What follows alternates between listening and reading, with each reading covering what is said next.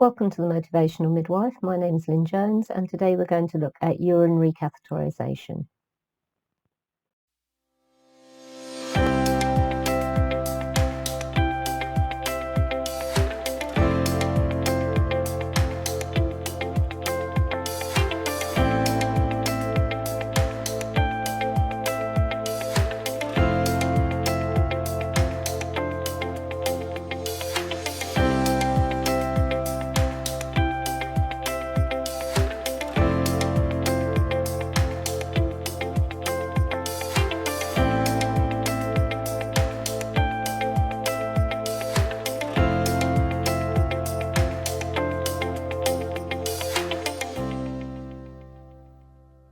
So we're going to look at urinary catheterisation. So first of all, what is it? So catheterisation is when you're putting a flexible tube, it's usually a silicone tube, into the bladder, and that will allow urine to drain freely into a collection bag. And there are a variety of reasons that we might need to catheterise someone, and we'll talk about those shortly. So there's different types of catheterisation. The most common one that you are likely to come across in maternity is a urethral catheterisation. So this is where the catheter is put in into the urethra and drains straight into the drainage bag. Occasionally you may come across a suprapubic catheter. And these are sometimes done, particularly if there's been a lot of perineal or clitoral or urethral trauma. It may be that the catheter needs to go in suprapubic. So you can see on this bottom diagram here, a small incision is made just above the symphysis pubis, and the catheter is put into the bladder. An incision obviously will have to be made in the bladder as well. It goes into the bladder via the suprapubically, so then it will drain straight into the bag, the same as it would if it had gone in urethral. So in maternity, there's two types of catheters we use. We have an intermittent catheter, which is just a straightforward silicone tube that will go into the bladder, drain the urine, and then come straight out again. And the times you might use those, most commonly it's if there is a delay with the placenta being delivered and the woman can't pass urine, then the bladder is usually emptied to try and hasten the delivery of the placenta. The ones we're going to focus on today are indwelling catheters. So these are most commonly referred to as Foley catheters. And why might we use them? So any woman who can't pass urine for any reason, you're going to get bladder distension, and actually you don't really want that bladder to be distending, to have a litre plus in it, because that's going to cause permanent damage to the bladder.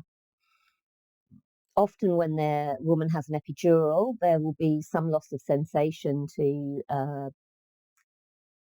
for the need to pass urine, and so very often you will find in a lot of units it's almost a done deal that if they have an epidural they'll get a catheter as well. Not always, but more often than not. Sometimes following an instrumental birth, particularly if there's a lot of swelling, a lot of trauma there, a catheter may be put in just to ensure that everything settles down for a few hours. Sometimes in labour, catheters may be put in, particularly if you have someone who you might need to keep a close eye on the urine output. So your pre-eclamptic ladies, ladies that have perhaps got underlying medical conditions, any sort of kidney issues, you may find that they have a catheter in so that you can accurately document and monitor their fluid input and output. Any women having a caesarean section will have a Foley's catheter inserted prior to the caesarean section, and this will empty the bladder but also keep the bladder drained so that it doesn't get in the way of the caesarean section itself and become damaged.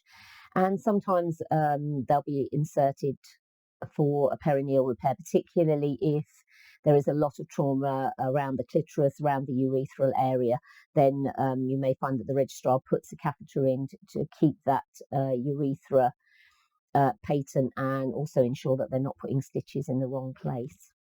what equipment are we going to need to actually do this catheterisation? So we're going to need either a specific catheter pack, which some trusts do, or a vaginal examination pack would also do.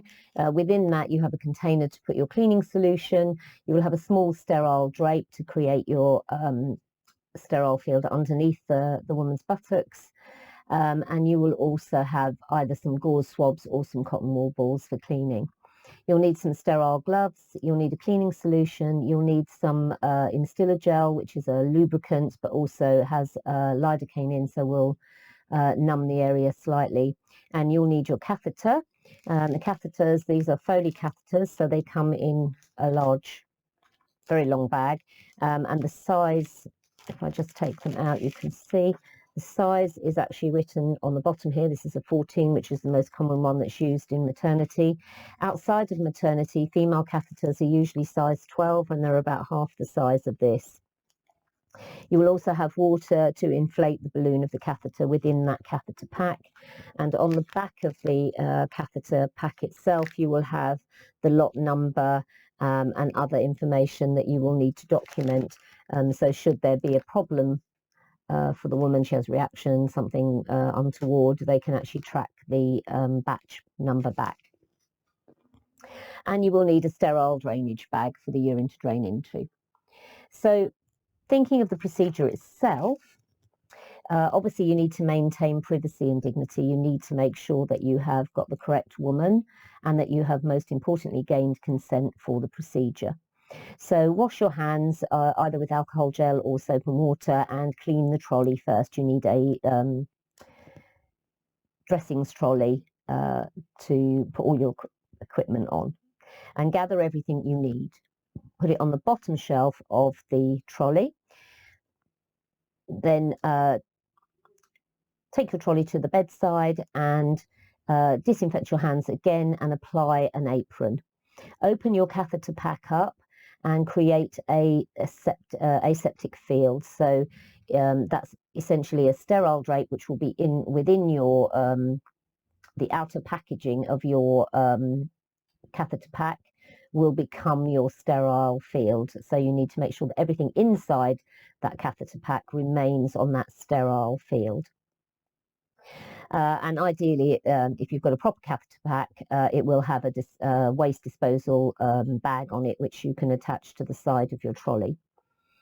So prepare all your equipment on the top using a non-touch technique. So tip everything you need out into that sterile field, then disinfect your hands again. Put some sterile gloves on, and then put your sterile drape underneath the woman's buttocks. And now you're going to clean the urethral orifice. So you can either use normal saline for this and gauze, or you can use, best practice would be to use gauze, but cotton wool balls also work.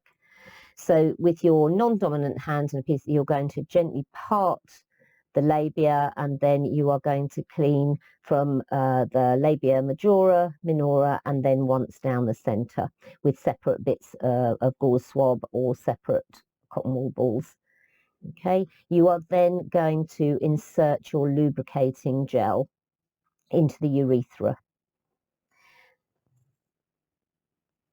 Okay, for us, we use the instiller gel. Okay, you're then going to dispose of those gloves, disinfect your hands again, put clean gloves on, clean sterile gloves on, and then you're going to insert your catheter. So as I've done here, you're going to just take the tip, a plastic bag, there's usually a perforated bit at the top, so you can just remove the top bit, so you've only exposed the tip of the catheter, the rest is still in a sterile bag. And you're going to again insert it, and then what you do is you are feeding the catheter in and pulling the plastic bag back, so that you are not really ever touching that catheter. It is remaining sterile within its sterile field, or within its sterile bag. So once the catheter is inserted, and I'll just take it out of this little plastic bag for now. and you've got urine draining into the bottom of that bag, or you may have already connected your bag, you're going to insert the water to inflate the balloon. So there's no needle on the end of this syringe. It just inserts into the port and you push it in. And so you can see here that the balloon has filled with water. And what that essentially will do is, if I pretend my fingers are the urethral orifice inside the bladder, that will sit there and stop the catheter falling out again. Once you have inflated the balloon, you're going to attach your collection bag and then make sure the woman is comfortable, clear away all of your equipment, take off your PPE and decontaminate your hands, and then you're going to clean the trolley again, clean your hands again, and then document everything. So you'll document the size of catheter you've used. If your computer system, such as ours, has space for documenting the batch number of a lot number of the catheter, then you would put that in as well.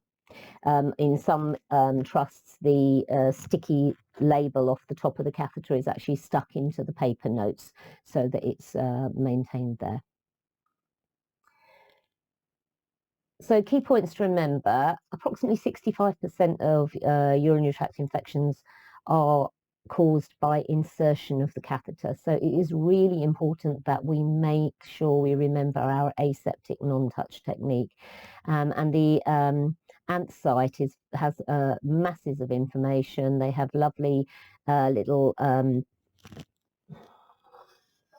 information, picture-y things that tell you exactly what to do, not only for catheterization, but for all sorts of other aseptic procedures as well, cannulation, things that you won't see too much as well, PICC lines and HIC lines and things. You won't see those very much in maternity. As I say, we've got to document the reason we put the catheter in, the catheter size, the time we put the catheter in, and how much water we use to inflate. Now, normally you would use the whole 10 mils to inflate that balloon. And that's important because when you take the catheter out, you want to make sure that you've got the same amount of fluid coming out. And to remove it, you would, again, put gloves and an apron on, and you will just remove the fluid from the balloon, and I think I've got this on the next slide. But you'll get the lady take a nice deep breath in, and as she exhales, you'll just gently slide the catheter out. Maintain the fluid balance chart, and as I say, remove it as soon as possible. And as I say, when we're talking about removal, make sure you remove it when it's clinically indicated to do. Make sure you wear your PPE. Deflate the balloon first. Don't just try and pull it out, and make sure you have deflated with the same amount of water that was put in. And as I say, I always find it easier to get the woman to take a nice deep breath in, and then when she's focusing on exhaling, just remove the catheter at that point. It's usually out before she realizes. Document the time of removal, and then it's very important actually that we measure the first void of urine post removal to make sure that she is actually emptying her bladder appropriately. And there you have it, urinary catheterization. I hope you found it useful. If you haven't subscribed to the channel already, please do so, and I look forward to seeing you next time.